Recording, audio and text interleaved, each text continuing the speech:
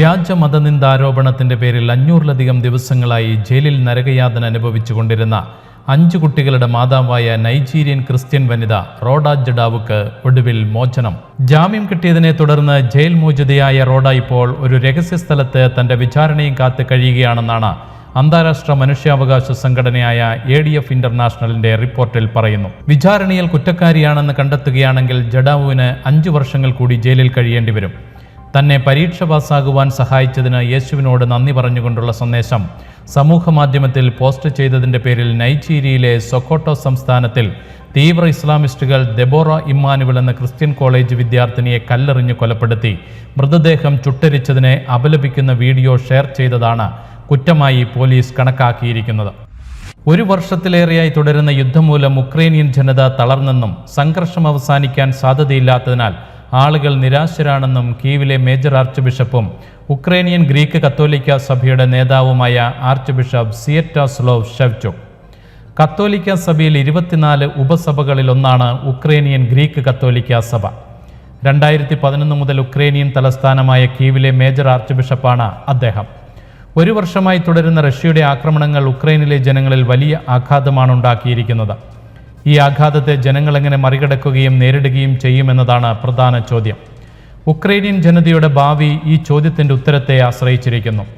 രാജ്യത്തെ 80% ആളുകൾക്കും മാനസികവും ശാരീരികവുമായി മുറിവേറ്റിട്ടുണ്ടെന്നും സഭയിലെ 50%-ലധികം വൈദികരും തങ്ങൾ ക്ഷീണിതരാണെന്നാണ് പറയുന്നതെന്നും മേജർ ആർച്ച് ബിഷപ്പ് വ്യക്തമാക്കി. ഇസ്രായേലിലും പലസ്തീനിലും ഇപ്പോൾ നിലനിൽക്കുന്ന അവസ്ഥയിൽ പരിശുദ്ധ സിംഹാസനത്തിന്റെ ആശങ്ക ആവർത്തിച്ച് വെളിപ്പെടുത്തി വത്തിക്കാൻ സെക്രട്ടറി കർദിനാൾ പിയത്രോ പരോളിൻ. വത്തിക്കാനിൽ വെച്ച് പലസ്തീൻ, ലെബനോൻ, ഇറാഖ്, ഈജിപ്ത് എന്നീ നാടുകളുടെ സ്ഥാനപതികളുമായി അദ്ദേഹം നടത്തിയ കൂടിക്കാഴ്ചയിലാണ് ആശങ്ക അറിയിച്ചത്.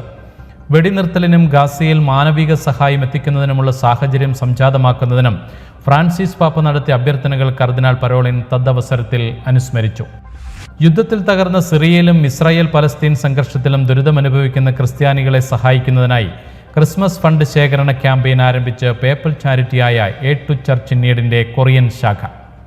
2023 ഡിസംബർ 3 മുതൽ 24 ജനുവരി 12 വരെയാണ് ക്യാമ്പയിൻ നടക്കുന്നത്.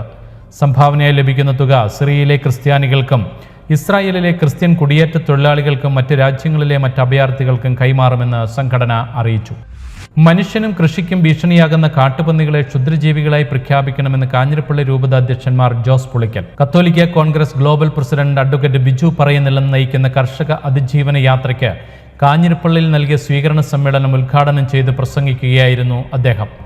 സമ്മേളനത്തിൽ കാഞ്ഞിരപ്പള്ളി രൂപത പ്രസിഡന്റ് ജോമി കൊച്ചുപറമ്പിൽ അധ്യക്ഷത വഹിച്ചു.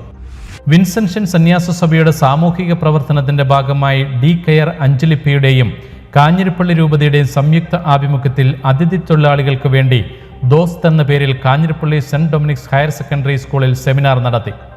കേരള സ്റ്റേറ്റ് വിമുക്തി മിഷന്റെ ബോധവൽക്കരണ ക്ലാസും കേരള സ്റ്റേറ്റ് എയ്ഡ്സ് കൺട്രോൾ സൊസൈറ്റിയുടെയും ഇന്ത്യൻ ഡെന്റൽ അസോസിയേഷന്റെയും നേതൃത്വത്തിൽ മെഡിക്കൽ ഡെന്റൽ ക്യാമ്പുകളും നടത്തി.